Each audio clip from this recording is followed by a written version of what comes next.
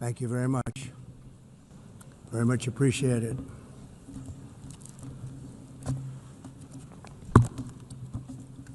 And I don't mind making this speech without a teleprompter, because the teleprompter is not working. I feel very happy to be up here with you nevertheless, and that way you speak more from the heart. I can only say that whoever's operating this teleprompter is in big trouble.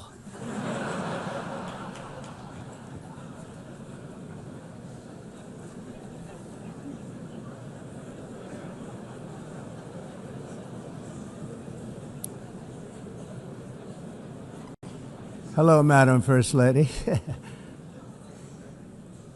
Thank you very much for being here. And Madam President, Mr. Secretary General, First Lady of the United States, distinguished delegates, ambassadors, and world leaders. 6 years have passed since I last stood in this grand hall and addressed a world that was prosperous and at peace in my first term. Since that day, the guns of war have shattered the peace I forged on 2 continents. An era of calm and stability gave way to one of the great crises of our time. And here in the United States, 4 years of weakness, lawlessness, and radicalism under the last administration delivered our nation into a repeated set of disasters. 1 year ago, our country was in deep trouble, but today, just 8 months into my administration, we are the hottest country anywhere in the world, and there is no other country even close. America is blessed with the strongest economy, the strongest borders, the strongest military, the strongest friendships, and the strongest spirit of any nation on the face of the earth. This is indeed the golden age of America. We are rapidly reversing the economic calamity we inherited from the previous administration, including ruinous price increases and record-setting inflation like we've never had before. Under my leadership, energy costs are down, gasoline prices are down, grocery prices are down, mortgage rates are down, and inflation has been defeated. The only thing that's up is the stock market, which just hit a record high. In fact, it hit a record high 48 times in the last short period of time. Growth is surging, manufacturing is booming. The stock market, as I said, is doing better than it's ever done, and all of you in this room benefit by that. Almost everybody. And importantly, workers' wages are rising at the fastest pace in more than 60 years. And that's what it's all about, isn't it? In 4 years of President Biden, we had less than $1 trillion of new investment into the United States. In just 8 months since I took office, we have secured commitments and money already paid for $17 trillion. Think of it, 4 years, less than $1 trillion, 8 months, much more than $17 trillion is being invested in the United States, and it's now pouring in from all parts of the world. We've implemented the largest tax cuts in American history and the largest regulation cuts in American history, making this once and again the best country on earth to do business. And many of the people in this room are investing in America, and it's turned out to be an awfully good investment during this 8-month period. In my first term, I built the greatest economy in the history of the world. We had the best economy ever, history of the world. And I'm doing the same thing again, but this time it's actually much bigger and even better. The numbers far surpass my record-setting first term. On our southern border, we have successfully repelled a colossal invasion, and for the last 4 months, and that's 4 months in a row, the number of illegal aliens admitted and entering our country has been 0. Hard to believe. because if you look back just a year ago, it was millions and millions of people pouring in from all over the world, from prisons, from mental institutions, drug dealers. All over the world they came. They just poured into our country with the ridiculous open border policy of the Biden administration. Our message is very simple. If you come illegally into the United States, you're going to jail, or you're going back to where you came from, or perhaps even further than that. You know what that means. I want to thank the country of El Salvador for the successful and professional job they've done in receiving and jailing so many criminals that entered our country. And it was under the previous administration that the number became record-setting, and they're all being taken out. You have no choice. And other countries have no choice, because other countries are in the exact same situation with immigration. It's destroying your country, and you have to do something about it. On the world stage, America is respected again like it has never been respected before. You think about 2 years ago, 3 years ago, 4 years ago, or 1 year ago, we were a laughingstock all over the world. At the NATO summit in June, virtually all NATO members formally committed to increase defense spending, at my request, from 2% to 5% of GDP, making our alliance far stronger and more powerful than it was ever before.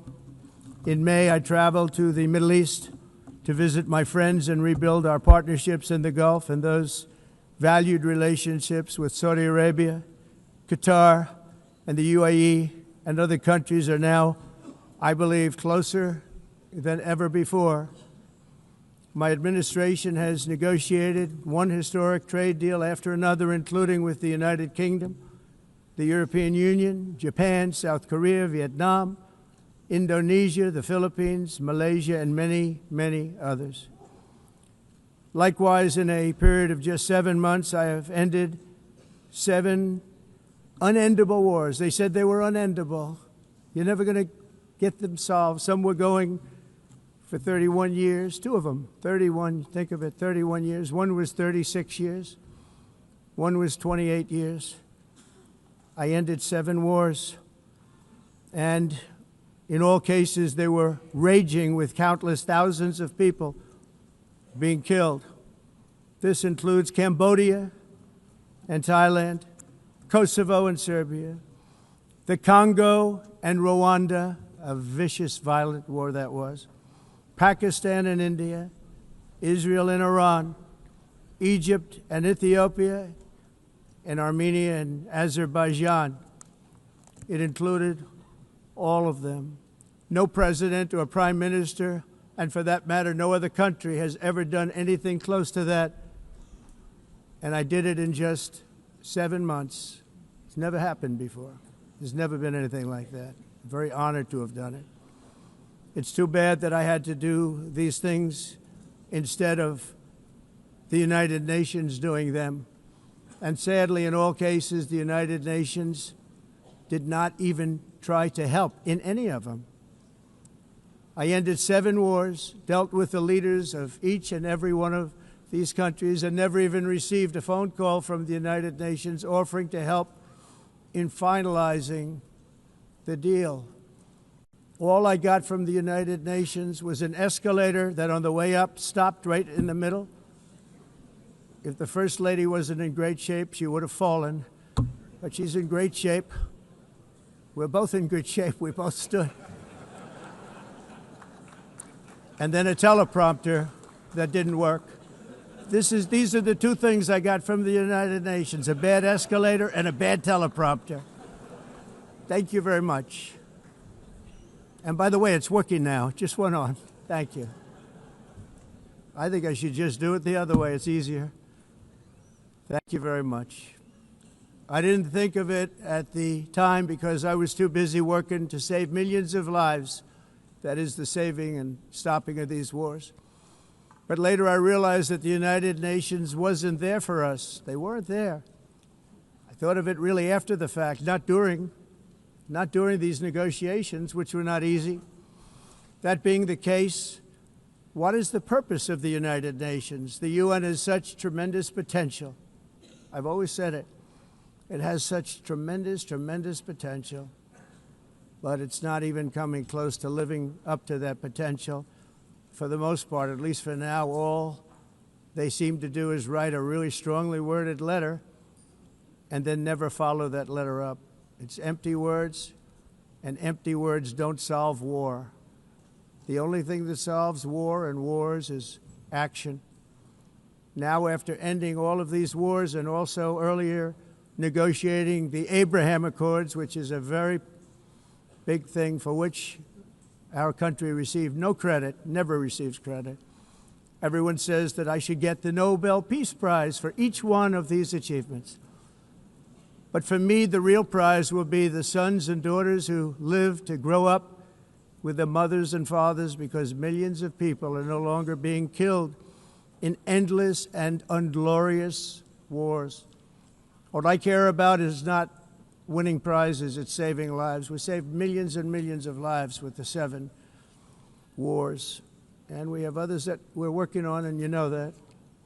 Many years ago, a very successful real estate developer in New York, known as Donald J. Trump, I bid on the renovation and rebuilding of this very United Nations complex. I remember it so well. I said at the time that I would do it for $500 million, rebuilding everything. It would be beautiful. I used to talk about, I'm going to give you marble floors. They're going to give you terrazzo. I'm going to give you the best of everything. You're going to have mahogany walls. They're going to give you plastic. But they decided to go in another direction, which was much more expensive at the time, and which actually produced a far inferior product. And I realized that they did not know what they were doing when it came to construction, and that their building concepts were so wrong, and the product that they were proposing to build was so bad and so costly. It was going to cost them a fortune. And I said, and wait till you see the overruns. Well, I turned out to be right. They had massive cost overruns and spent between $2 and $4 billion on the building and did not even get the marble floors that I promised them. You walk on terrazzo. Do you notice that? As far as I'm concerned, frankly, looking at the building and getting stuck on the escalator, they still haven't finished the job. They still haven't finished. That was years ago. The project was so corrupt that Congress actually asked me to testify before them on the tremendous waste of money, because it turned out that they had no idea what it was, but they knew it was anywhere between $2 and $4 billion as opposed to $500 million with a guarantee. But they had no idea, and I said it cost much more than $5 billion. Unfortunately, many things in the United Nations are happening just like that, but on an even much bigger scale, much, much bigger. Very sad to see. Whether the UN can manage to play a productive role, I've come here today to offer the hand of American leadership and friendship to any nation in this assembly that is willing to join us in forging a safer, more prosperous world. And it's a world that we'll be much happier with. A dramatically better future is within our reach. But to get there, we must reject the failed approaches of the past and work together to confront some of the greatest threats in history. There is no more serious danger to our planet today than the most powerful and destructive weapons ever devised by man, of which the United States, as you know, has many. Just as I did in my first term, I've made containing these threats a top priority, starting with the nation of Iran. My position is very simple. The world's #1 sponsor of terror can never be allowed to possess the most dangerous weapon. That's why shortly after taking office, I sent the so-called Supreme Leader a letter making a generous offer. I extended a pledge of full cooperation in exchange for a suspension of Iran's nuclear program. The regime's answer was to continue their constant threats to their neighbors and U.S. interests throughout the region, and some great countries that are right nearby. Today, many of Iran's former military commanders, in fact, I can say almost all of them, are no longer with us. They're dead.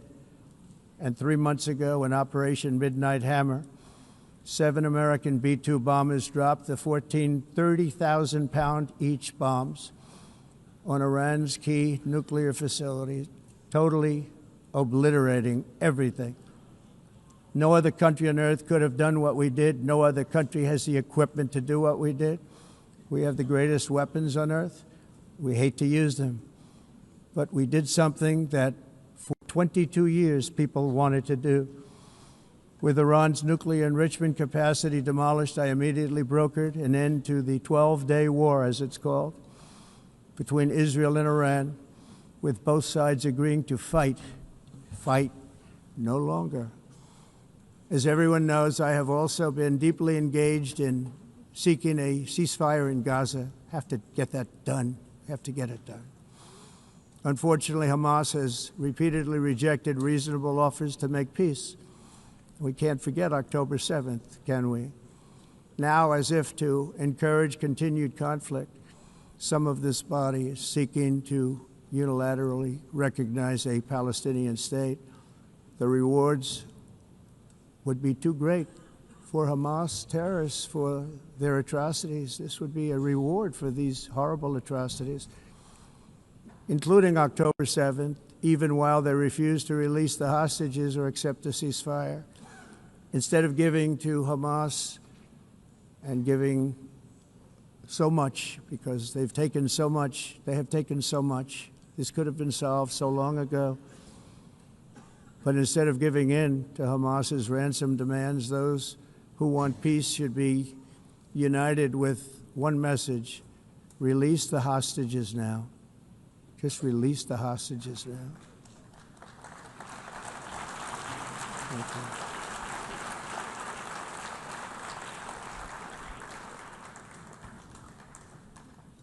Thank you. As we have got to come together, and we will come together, get it done, we have to stop the war in Gaza immediately. We have to stop it. We have to get it done. We have to negotiate, immediately have to negotiate peace. We got to get the hostages back. We want all 20 back. We don't want 2 and 4. As you know, I got, along with Steve Witkoff and others that helped us, Marco Rubio, we got most of them back. We were involved in all of them. But I always said the last 20 are going to be the hardest, and that's exactly what happened. We have to get them back now. We don't want to get back 2, and then another 2, and then 1, and then 3, have this process. No, we want them all back, and we want the actually 38 dead bodies back, too. Those parents came to me, and they want them back, and they want them back very quickly and very badly. As though they were alive, they want them. They want them every bit as much as if their son or daughter were alive. I've also been working relentlessly, stopping the killing in Ukraine. I thought that would be, of the 7 wars that I stopped, I thought that would be the easiest because of my relationship with President Putin, which had always been a good one. I thought that was going to be the easiest one. But you know, in war, you never know what's going to happen. There are always lots of surprises, both good and bad. Everyone thought Russia would win this war in 3 days, but it didn't work out that way. It was supposed to be just a quick little skirmish. It's not making Russia look good. It's making them look bad. No matter what happens from here on out, this was something that should have taken a matter of days, certainly less than a week, and they've been fighting for 3.5 years and killing anywhere from 5,000 to 7,000 young soldiers, mostly soldiers, on both sides, every single week, from 5,000 to 7,000 dead young people, and some in cities, much smaller numbers, where rockets are shot, where drones are dropped. This war would never have started if I were president. This was a war that should have never happened. It shows you what leadership is, what bad leadership can do to a country. Look what happened to the United States, and look where we are right now in just a short period of time. The only question now is how many more lives will be needlessly lost on both sides. China and India are the primary funders of the ongoing war by continuing to purchase Russian oil. But inexcusably, even NATO countries have not cut off much Russian energy and Russian energy products, which, as you know, I found out about 2 weeks ago, and I wasn't happy. Think of it. They're funding the war against themselves. Who the hell ever heard of that one? In the event that Russia is not ready to make a deal to end the war, then the United States is fully prepared to impose a very strong round of powerful tariffs, which would stop the bloodshed, I believe, very quickly. But for those tariffs to be effective, European nations, all of you are gathered here right now, would have to join us in adopting the exact same measures. I mean, you're much closer to this. We have an ocean in between. You're right there. And Europe has to step it up. They can't be doing what they're doing. They're buying oil and gas from Russia while they're fighting Russia. It's embarrassing to them, and it was very embarrassing to them when I found out about it, I can tell you that. They have to immediately cease all energy purchases from Russia. Otherwise, we're all wasting a lot of time. So I'm ready to discuss this. We're going to discuss it today with the European nations, all gathered here. I'm sure they're thrilled to hear me speak about it, but that's the way it is. I like to speak my mind and speak the truth. As we seek to reduce the threat of dangerous weapons today, I'm also calling on every nation to join us in ending the development of biological weapons once and for all. And biological is terrible, and nuclear is even beyond, and we include nuclear in that. We want to have a cessation of the development of nuclear weapons. We know, and I get to view it all the time. Sir, would you like to see? And I look at weapons that are so powerful that we just can't ever use them. If we ever use them, the world literally might come to an end. There would be no United Nations to be talking about. There would be no nothing.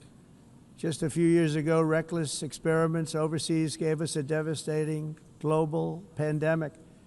Yet despite that worldwide catastrophe, many countries are continuing extremely risky research into bioweapons and man-made pathogens.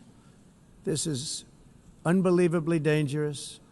To prevent potential disasters, I'm announcing today that my administration will lead an international effort to enforce biological weapons convention, which is going to be meeting with the top leaders of the world by pioneering an AI verification system that everyone can trust.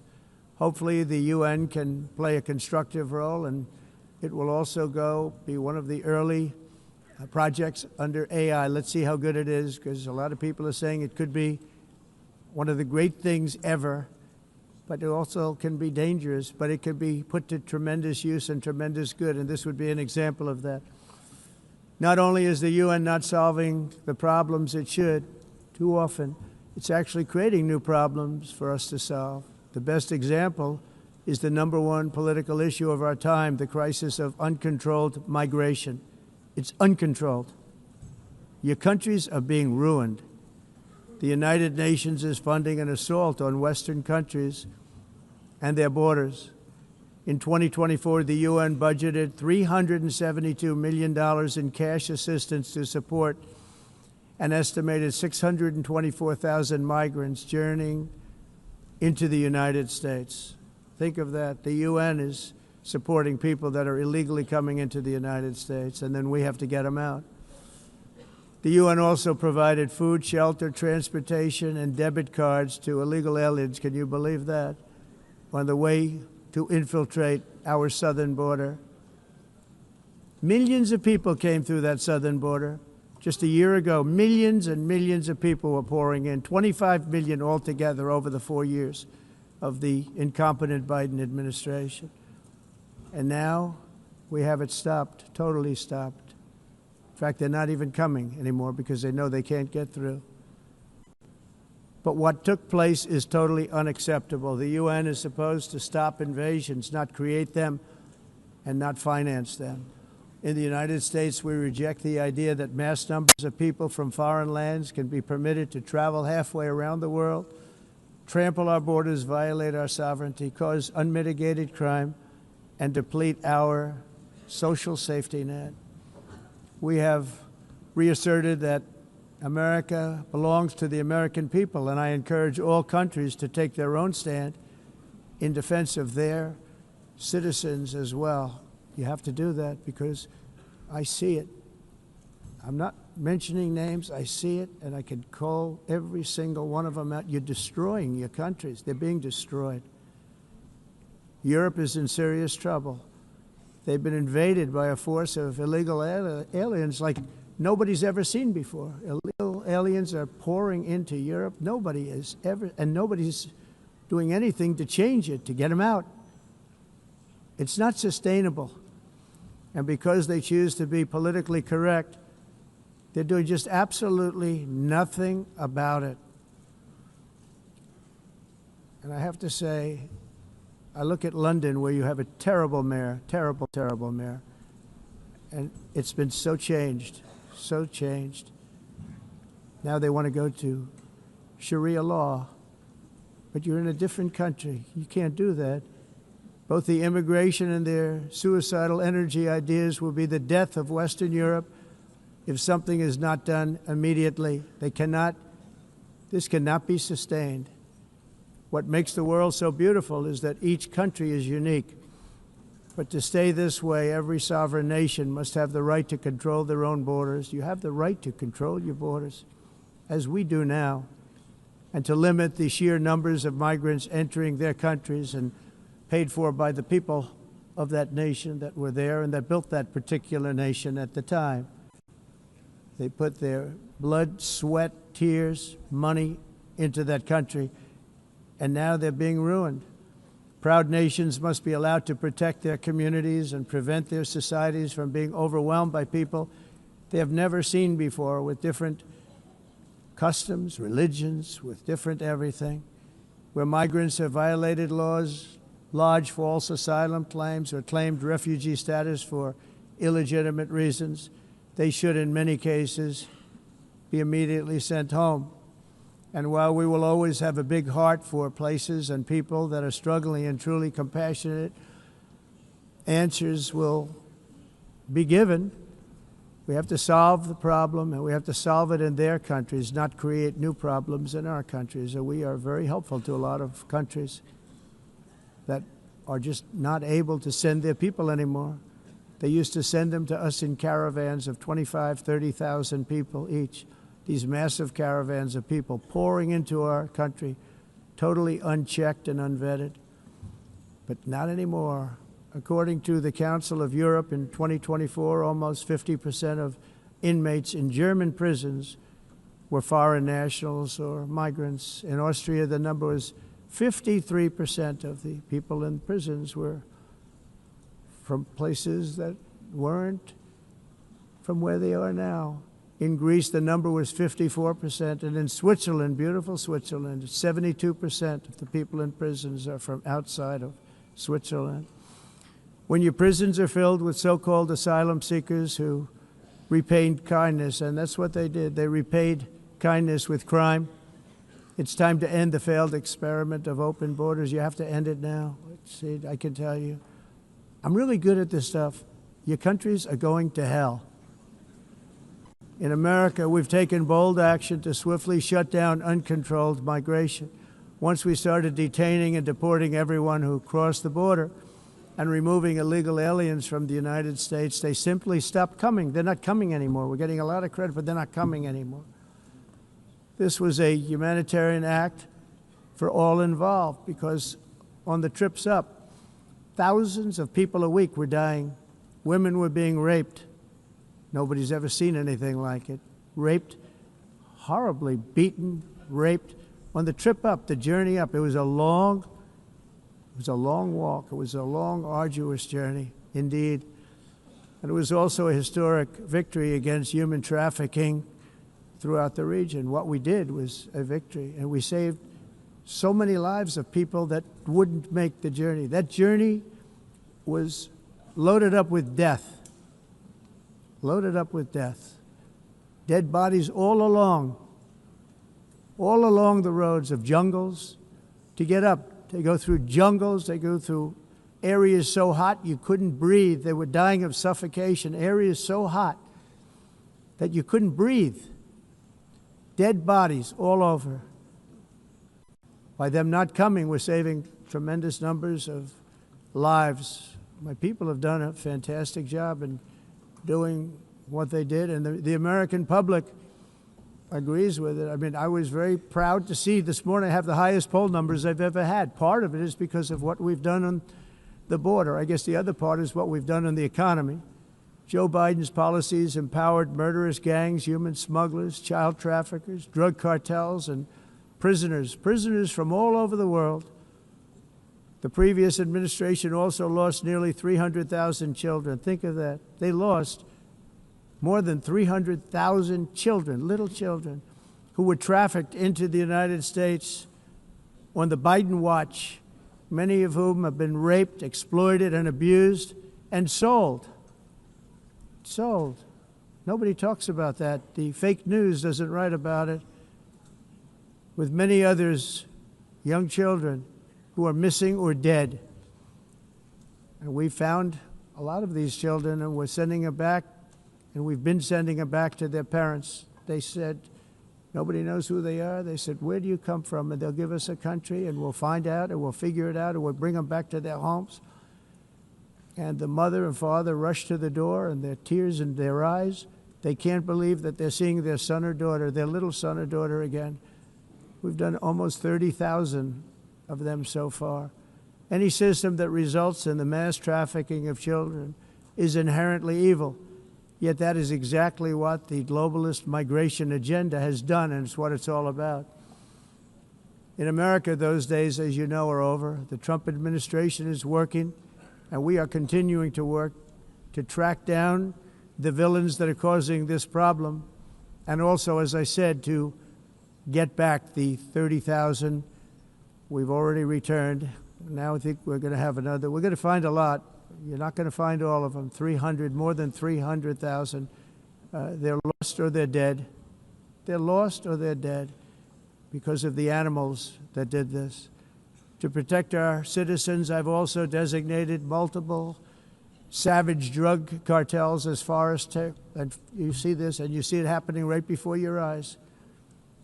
Let's put it this way. People don't like taking big loads of drugs in boats anymore. There aren't too many boats that are traveling on the seas by Venezuela. They tend not to want to travel very quickly anymore. And we've virtually stopped drugs coming into our country by sea. We call them the water drugs. They kill hundreds of thousands of people. I've also designated multiple savage drug cartels as far as foreign terrorist organizations, along with two bloodthirsty transnational gangs, probably the worst gangs anywhere in the world, MS-13 and Tren de Aragua. Tren de Aragua is from Venezuela, by the way. Such organizations torture, maim, mutilate, and murder with impunity. They're the enemies of all humanity. And for this reason, we've recently begun using the supreme power of the United States military to destroy Venezuelan terrorists and trafficking networks led by Nicolas Maduro. To every terrorist thug smuggling poisonous drugs into the United States of America, please be warned that we will blow you out of existence. That's what we're doing. We have no choice. Can't let it happen. They're destroying.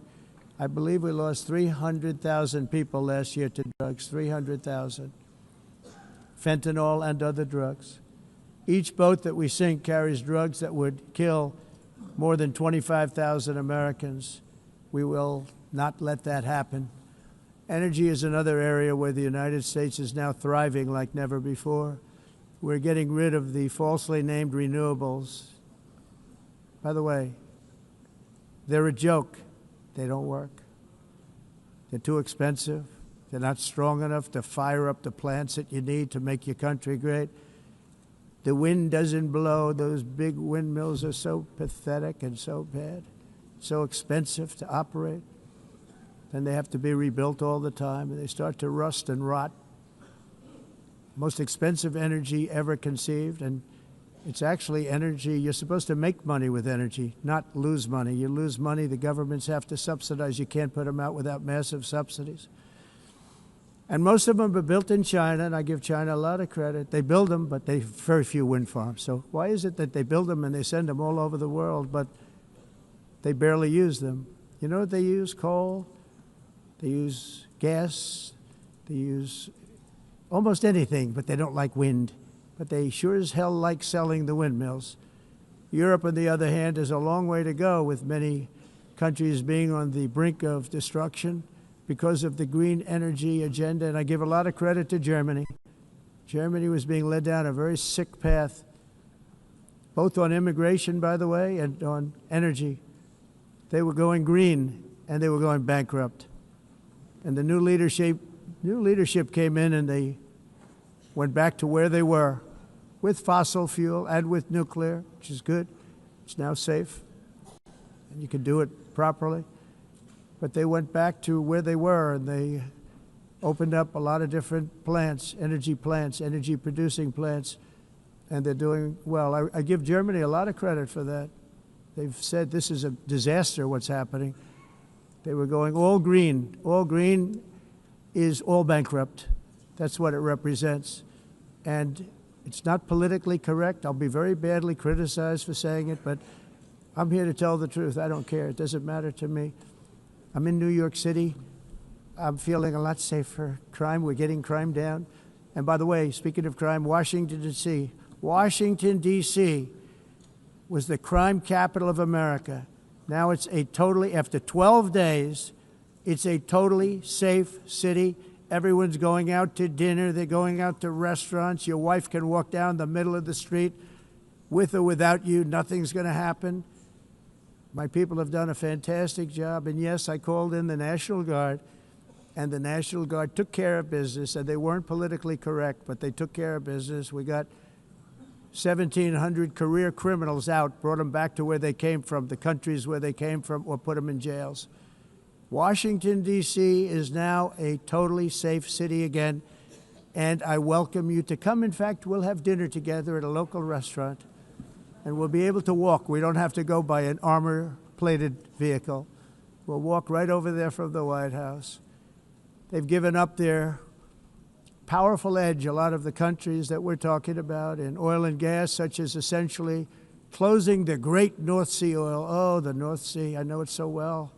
Aberdeen was the oil capital of Europe, and there's tremendous oil that hasn't been found in the North Sea.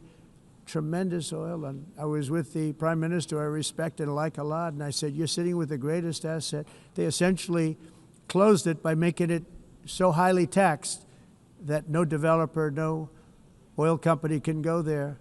They have tremendous oil left, and more importantly, they have tremendous oil that hasn't even been found yet. And what a tremendous asset for the United Kingdom. And I hope the Prime Minister is listening, because I told it to him 3 days in a row. That's all he heard. North Sea oil, North Sea, because I want to see them do well. I want to stop seeing them ruining that beautiful Scottish and English countryside with windmills and massive solar panels that go 7 miles by 7 miles, taking away farmland. But we're not letting this happen in America. In 1982, the executive director of the United Nations Environmental Program predicted that by the year 2000, climate change would cause a global catastrophe. He said that it will be irreversible, as any nuclear holocaust would be. This is what they said at the United Nations. What happened? Here we are. Another UN official stated in 1989 that within a decade, entire nations could be wiped off the map by global warming. Not happening. You know, it used to be global cooling. If you look back years ago in the 1920s and the 1930s, they said, global cooling will kill the world. We have to do something. Then they said global warming will kill the world, but then it started getting cooler, so now they could just call it climate change, because that way they can't miss. It's climate change, because if it goes higher or lower, whatever the hell happens, there's climate change. It's the greatest con job ever perpetrated on the world, in my opinion. Climate change, no matter what happens, you're involved in that. No more global warming, no more global cooling. All of these predictions made by the United Nations and many others, often for bad reasons, were wrong. They were made by stupid people that have cost their countries fortunes and given those same countries no chance for success. If you don't get away from this green scam, your country is going to fail. And I'm really good at predicting things, you know. They actually said during the campaign they had a hat, the best-selling hat. Trump was right about everything. And I don't say that in a braggadocious way, but it's true. I've been right about everything. And I'm telling you that if you don't get away from the green energy scam, your country is going to fail. And if you don't stop people that you've never seen before, that you have nothing in common with, your country is going to fail. I'm the President of the United States, but I worry about Europe. I love Europe. I love the people of Europe. And I hate to see it being devastated by energy and immigration. This double-tailed monster destroys everything in its wake, and they cannot let that happen any longer. You're doing it because you want to be nice. You want to be politically correct, and you're destroying your heritage. They must take control strongly and immediately of the unmitigated immigration disaster and the fake energy catastrophe before it's too late. The carbon footprint is a hoax made up by people with evil intentions, and they're heading down a path of total destruction. You know, the carbon footprint was a big, big thing a few years ago. I remember hearing about the carbon footprint, and then President Obama would get into Air Force One, a massive Boeing 747, and not a new one, an old one with old engines that spew everything into the atmosphere. He'd talk about the carbon footprint, we must do so. Then he'd get in and he'd fly from Washington to Hawaii to play a round of golf. And then he'd get back onto that big, beautiful plane and he'd fly back and he'd talk about, again, global warming and the carbon footprint. It's a con job. At extreme cost and expense, Europe reduced its own carbon footprint by 37%. Think of that. Congratulations, Europe. Great job. You cost yourself a lot of jobs, a lot of factories closed, but you reduced the carbon footprint by 37%. However, for all of that sacrifice and much more, it's been totally wiped out and then some by a global increase of 54%. Much of it coming from China and other countries that are thriving around China, which now produces more CO2 than all the other developed nations in the world. So all of these countries are working so hard on the carbon footprint, which is nonsense, by the way. It's nonsense. You know, it's interesting. In the United States, we have still radicalized environmentalists, and they want the factories to stop. Everything should stop. No more cows. We don't want cows anymore. I guess they want to kill all the cows. They want to do things that are just unbelievable, and you have it too. But you know, we have a border, strong, and we have a shape, and that shape doesn't just go straight up. That shape is amorphous when it comes to the atmosphere. And if we had the most clean air, and I think we do, we have very clean air. We have the cleanest air we've had in many, many years. But the problem is that other countries, like China, which has air that's a little bit rough, it blows. And no matter what you're doing down here, the air up here tends to get very dirty because it comes in from other countries where their air isn't so clean. And the environmentalists refuse to acknowledge that. Same thing with garbage. In Asia, they dump much of their garbage right into the ocean. And over about a 1 week and 2 week journey, it flows right past Los Angeles. You've seen it. Massive amounts of garbage, almost too much to do anything about, flowing past Los Angeles, past San Francisco, and then somebody will get in trouble because he dropped a cigarette on the beach. The whole thing is crazy. The primary effect of these brutal green energy policies has not been to help the environment, but to redistribute manufacturing and industrial activity from developed countries that follow the insane rules that are put down to polluting countries that break the rules and are making a fortune. They're making a fortune. European electricity bills are now 4 to 5 times more expensive than those in China, and 2 to 3 times higher than the United States. And our bills are coming way down. You probably see that our gasoline prices are way down. You know, we have an expression, drill. Nós reduzimos os custos de energia porque nós faremos, como a expressão, vamos fazer tudo isso e reduzir os custos de energia e os custos diminuíram nos Estados Unidos. Common to see one. Por exemplo, se você olhar nos países em faturas de energia, nós não mas nós nos Estados Unidos conseguimos usar eles e evitar aumento da temperatura, porque é muito caro também usar nada e ninguém usa tudo isso. A mudança.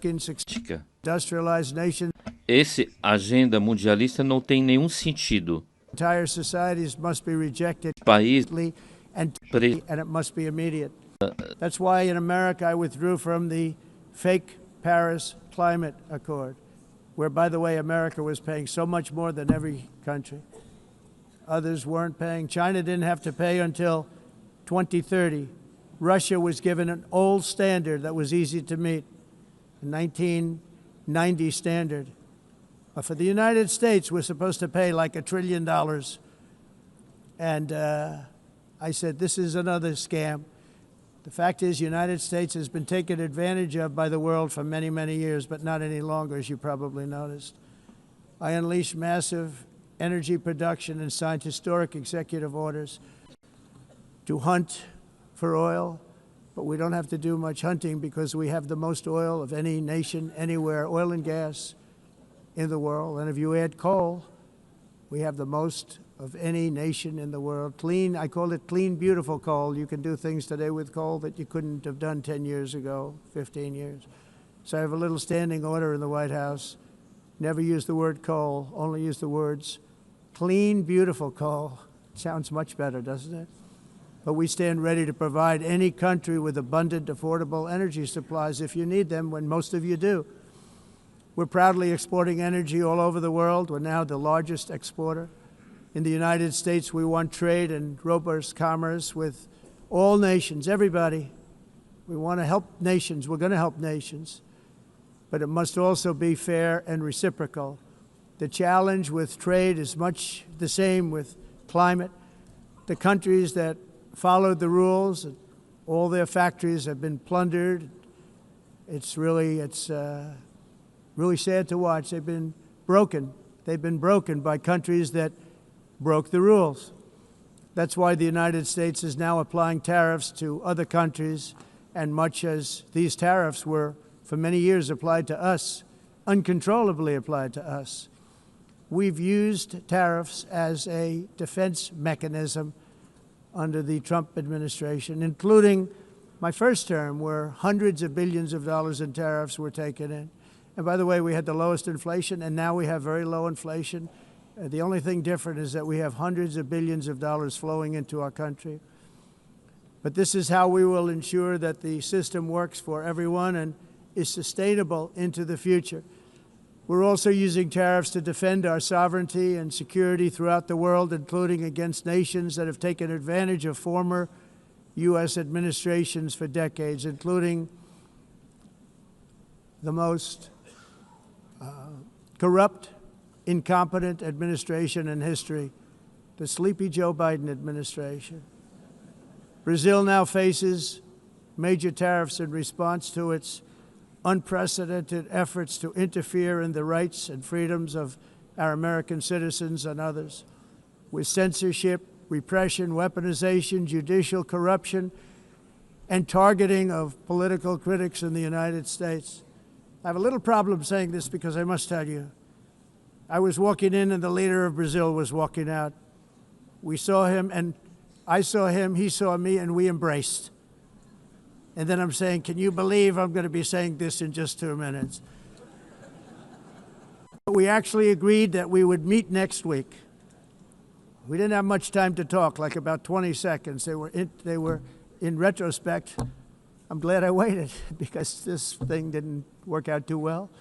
But we did talk, we had a good talk, and we agreed to meet next week, if that's of interest. But he seemed like a very nice man, actually. He liked me, I liked him. But if you, and I only do business with people I like. When I don't like them, I don't like them. But we had, at least for about 39 seconds, we had excellent chemistry. It's a good sign. But also in the past, Brazil, can you believe this, unfairly tariffed our nation, but now because of our tariffs, we are hitting them back, and we're hitting them back very hard. As president, I will always defend our national sovereignty and the rights of American citizens. So I'm very sorry to say this, that Brazil is doing poorly and will continue to do poorly. They can only do well when they're working with us. Without us, they will fail, just as others have failed. It's true. Next year, the United States will celebrate the 250th anniversary of our glorious independence, a testament to enduring power and American freedom and spirit. We will also be proudly hosting the 2026 FIFA World Cup, and shortly thereafter, the 2028 Olympics, which is going to be very exciting. I hope you all come.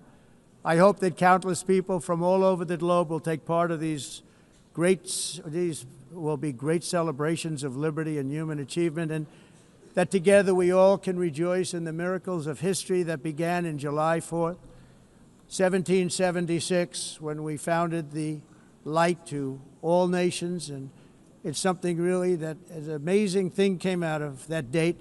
It's called the United States of America. In honor of this momentous anniversary, I hope that all countries who find inspiration in our example will join us in renewing our commitment, values, and those values, really, that we hold so dear. Together, let us defend free speech and free expression. Let us protect religious liberty, including for the most persecuted religion on the planet today. It's called Christianity. And let us safeguard our sovereignty and cherish qualities that have made each of our nations so special, incredible, and extraordinary. In closing, I just want to repeat that immigration and the high cost of so-called green renewable energy is destroying a large part of the free world and a large part of our planet. Countries that cherish freedom are fading fast because of their policies on these two subjects. You need strong borders and traditional energy sources if you are going to be great again. Whether you have come from north or south, east or west, near or far, every leader in this beautiful hall today represents a rich culture, a noble history, and a proud heritage that makes each nation majestic and unique, unlike anything else in human history or any other place on the face of the earth. From London to Lima, from Rome to Athens, from Paris to Seoul, from Cairo to Tokyo and Amsterdam to right here in New York City, we stand on the shoulders of the leaders and legends, generals and giants, heroes and titans who won and built our beloved nations, all of our nations, with their own courage, strength, spirit, and skill. Our ancestors climbed to mountains, conquered oceans, crossed deserts, and trekked over wide open plains. They charged into thunderous battles, plunged into grave dangers, and they were soldiers and farmers and workers and warriors and explorers and patriots. They built towns into cities, tribes into kingdoms, ideas into industries, and small islands into mighty empires. You're a part of all of that. They were champions for their people who never gave up and who never, ever gave in. Their values defined our national identities. Their visions forged our magnificent destiny. Everybody in this room is a part of it in your own way. Each of us inherits the deeds and the myths the triumphs, the legacies of our own heroes and founders who so bravely showed us the way. Our ancestors gave everything for homelands that they defended with pride, with sweat, with blood, with life, and with death. Now the righteous task of protecting the nations that they built belongs to each and every one of us. So together let us uphold our sacred duty to our people and to our citizens. Let us protect their borders, ensure their safety, preserve their cultures, treasure, and traditions, and fight, fight, fight for their precious dreams and their cherished freedoms. And in friendship and really a beautiful vision, let us all work together to build a bright, beautiful planet, a planet that we all share, a planet of peace and a world that is richer, better, and more beautiful than ever before. That can happen. It will happen. It will happen, and I hope it can happen and start right now, right at this moment. We'll turn it around. We're going to make our countries better, safer, more beautiful. We're going to take care of our people. Thank you very much. It's been an honor. God bless the nations of the world. Thank you very much. Bye.